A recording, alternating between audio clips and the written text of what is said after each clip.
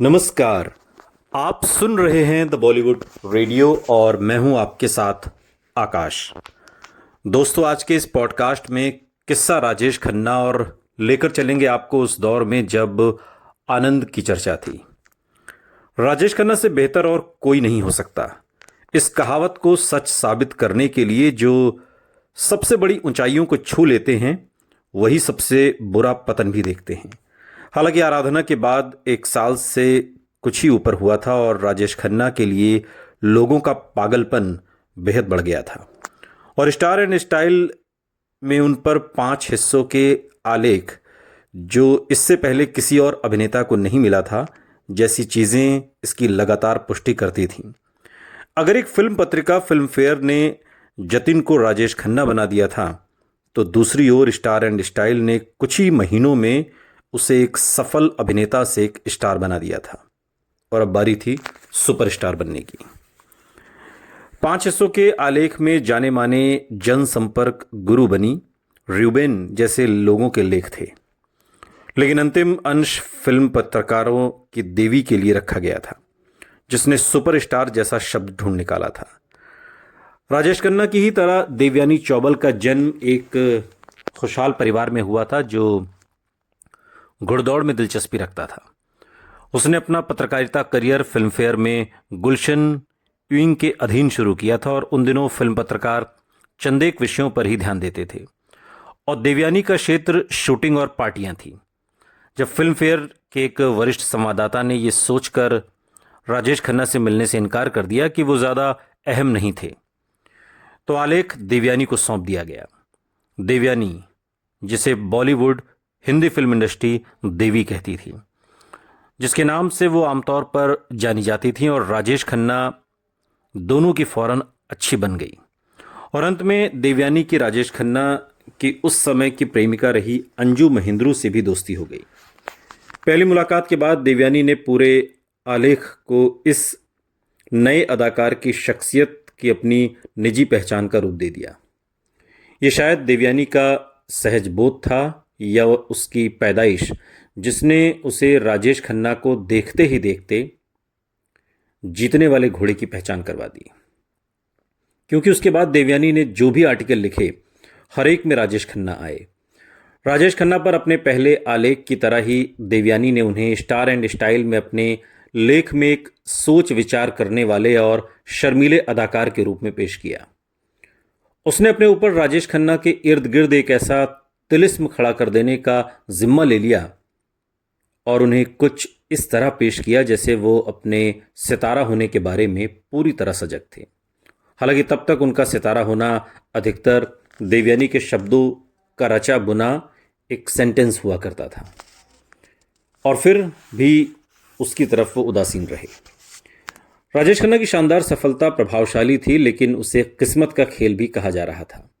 जिस रफ्तार से वो फिल्म इंडस्ट्री पर छा गए थे, 1970 की 10 चोटी की फिल्मों में से 5 राजेश खन्ना की थी, और जिस आसानी से वो चोटी पर विराजमान हो गए थे, उससे सारा सिलसिला बाग में सैर करने का सा गुमान देता है। किस्मत के इस खेल के बावजूद भी राजेश खन्ना को मेकअप लगाना पड़ता था। कैमरे के सामने खड़े होकर इशारा पाते ही अपने डायलॉग बोलने पड़ते थे। लेकिन उनके संबंध में किस्मत के हाथ को इतना महत्व देने का एक कारण ये हो सकता है कि चाहे कुछ कर दिया जाता, नतीजा एक ही था, बेमिसाल कामयाबी। उनकी फिल्मों को देखें तो लगता नहीं कि भूमिका चुनने की उनकी कोई खास कसौटी थी। वो कुछ भूमिकाएं निर्देशक की वजह से चुनते, कुछ उनको बनाने वाले बैनर की वजह से, कुछ इसलिए कि वो उस पेशकश को नामंजूर नहीं कर पाते, और कुछ ऐसे कारणों से जो समझ से बाहर है। फिर भी भूमिका या निर्माण कंपनी कोई भी रही हो, एक के बाद एक फिल्म आशा से ज्यादा कामयाब हो रही थी। सफलता के इस दौर ने उन्हें और बाकी सबको भी विश्वास दिला दिया कि उन्हीं की वजह से ये सब कुछ मुमकिन हो रहा था, और उनको इस बात का श्रेय दिया जाता कि इस दौर में उनकी कई फिल्में अपार सफलताओं से भी बढ़कर थीं। अंदाज, आनंद, अमर प्रेम जैसी कुछ साधारण से बहुत ऊपर गई थी फिल्में, और उन्हें एकदम से कल्ट फिल्म का रुतबा मिल गया, जिससे राजेश खन्ना को यह यकीन हो गया था कि उन पर कोई नियम अब लागू नहीं होता। राजेश खन्ना ही फिल्म इंडस्ट्री की ड्राइविंग सीट पर बैठे हुए हैं। कुछ ही फिल्मों के साथ राजेश खन्ना हजारों प्रशंसकों के लिए एक नई आशा के प्रतीक बन गए और आनंद में उन्होंने एक ऐसे किरदार को रचा जो हमेशा के लिए हिंदी सिनेमा प्रेमियों के दिलो दिमाग पर नक्श हो गया। बॉम्बे शहर और उसके कभी न मरने वाले जोश को समर्पित इस फिल्म की कहानी ऋषिकेश मुखर्जी ने राज कपूर के लिए एक भावगीत के रूप में रची थी, ओड के रूप में।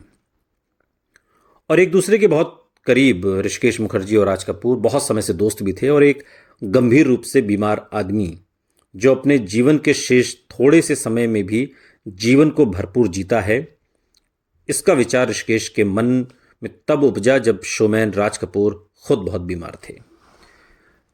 ऋषिकेश मुखर्जी को लगा कि शायद राज कपूर बच ना पाए, लेकिन राज कपूर ने जिस किरदार की प्रेरणा दी थी उसके विपरीत वो जीवित रहे। एनसी सिप्पी द्वारा निर्मित आनंद में आरंभ में महमूद और किशोर कुमार को लिया जाना था, लेकिन सनकी गायक के साथ मनमुटाव के कारण कलाकारों के चुनाव में बदलाव करना पड़ा। सनकी गायक ऋषिकेश मुखर्जी किशोर दा को सनकी कहते थे।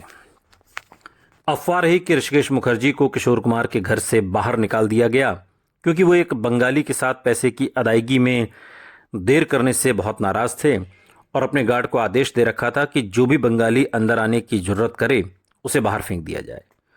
और उसके बाद ऋषिकेश मुखर्जी ने शशि कपूर के बारे में सोचा। हालांकि एक सुनी सुनाई बात यह भी है कि राजेश खन्ना के फिल्म में शामिल होने का कारण यह था कि गुलजार ने राजेश खन्ना के घर में एक मुलाकात के दौरान उनको कहानी की रूपरेखा सुना दी थी। राजेश खन्ना ने अपने मेहनताने के रूप में बॉम्बे क्षेत्र में वितरण के अधिकार ले लिए और फीस कम कर दी और अंततः फिल्म की सफलता की वजह से उन्हें अपने आम मेहनताने से भी ज्यादा पैसा उन्हें कमाने को मिला। अब जहां एक और राजेश खन्ना ने राज कपूर द्वारा प्रेरित एक उत्तर भारतीय के किरदार को बहुत बढ़िया निभाया, वहीं दूसरी ओर दो फिल्म पुरानी अमिताभ बच्चन ने ऋषिकेश मुखर्जी पर आधारित बंगाली डॉक्टर को भी उतना ही कद्दावर बना दिया। आनंद की शूटिंग बहुत छोटे बजट में 1 महीने से भी कम समय में हो गई थी और ये ऋषिकेश मुखर्जी की खासियत थी। फिल्में वो कम बजट में बनाते थे और कम समय में बनाते थे और बड़े कलाकारों के साथ बनाते थे, लेकिन फिल्म अंत में उससे जुड़े हर व्यक्ति के लिए एक मील का पत्थर बनी, खासकर राजेश खन्ना के लिए, जिन्होंने पहली बार दर्शकों को एक ठोस किरदार दिया जिसने कई तरह से उनके मन में राजेश खन्ना की एक छवि गढ़ दी। फिल्म ने अधिकांश महत्वपूर्ण पुरस्कार जीते और ऋषिकेश मुखर्जी को फिल्म फेयर के सर्वश्रेष्ठ कहानी और संपादन का पुरस्कार मिला, जबकि राजेश खन्ना और अमिताभ बच्चन ने आसानी से क्रमशः सर्वश्रेष्ठ अभिनेता और सर्वश्रेष्ठ सह अभिनेता के पुरस्कारों का गौरव पाया। सलील चौधरी ने योगेश और गुलजार, जिन्होंने फिल्म के डायलॉग लिखे थे, द्वारा लिखे गए गीतों पर संगीत तैयार किया। स्पष्ट कारणों से किशोर कुमार ने राजेश खन्ना के गीतों को आवाज नहीं दी, लेकिन मुकेश और मन्ना डे ने सराहने लायक ढंग से वो जगह भर दी जो किशोर कुमार की वजह से खाली हुई लगती थी। जो गीत मुकेश और मन्ना डे ने गाए वो आज भी अमर हैं। गीतों ने आनंद के विभिन्न भावों को पकड़ा। मुकेश के गाए गीत मैंने तेरे लिए ही 7 रंग के सपने चुने, जिसे गुलजार ने लिखा, उसकी असीम आशा को दर्शाते हुए और कहीं दूर जब दिन ढल जाए, और उसे एक मार्मिक मनोदशा में पकड़ते हुए जो योगेश ने गाना लिखा। लेकिन एल्बम का जो मुख्य धार था, जिंदगी कैसी है पहेली, इस बार योगेश ने दुख दर्द भरे गीत लिखे और मन्ना डे की मुलायम आवाज थी जिसने राजेश खन्ना को एक और जिंदगी वाला गीत दे दिया, हमेशा याद रखने वाला गीत, जो एक मरते हुए आदमी की अधूरी इच्छा को जाहिर करता था, जो जिंदगी को कुछ ज्यादा समझता है, इसलिए इससे पहले कि जिंदगी उसे छोड़ दे। आनंद ने राजेश खन्ना को महज व्यावसायिक सफलता या आलोचकों की तारीफ के अलावा भी बहुत कुछ दिया। उसने बड़े पर्दे पर उनका सबसे बड़ा कद और देर तक याद रहने वाला किरदार दिया। पर्दे पर उनकी कभी किस्मत न हारने वाली छवि बनाने के साथ साथ आनंद ने राजेश खन्ना को अमिताभ बच्चन के सामने भी लाकर खड़ा किया और इस दुबले पतले नए अभिनेता के सामने जो आने वाले सालों में सबसे बड़ी चुनौती राजेश खन्ना के लिए बनने वाला था।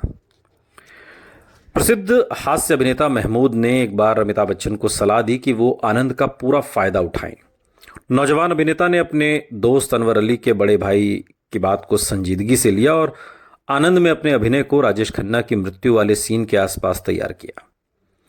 महमूद ने अमिताभ बच्चन से कहा कि राजेश खन्ना के आनंद के अंतिम सांसें लेते समय पूरा देश बंधा हुआ होगा और उस वक्त उन्हें अपने को खुलकर छोड़ना होगा।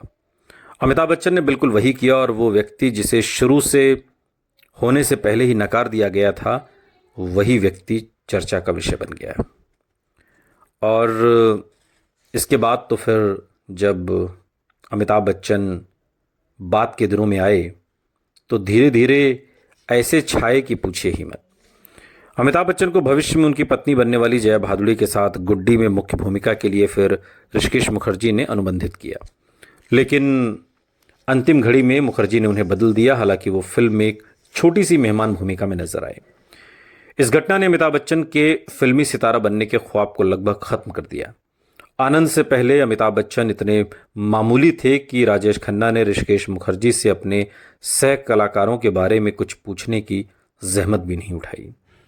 और हालांकि उन्होंने भी बाकी दुनिया की तरह ही आनंद में उन पर अच्छी तरह से ध्यान दिया, फिर भी उन्होंने कई बार अमिताभ बच्चन के होने को नकारा। लेकिन वक्त हमेशा करवट लेता है।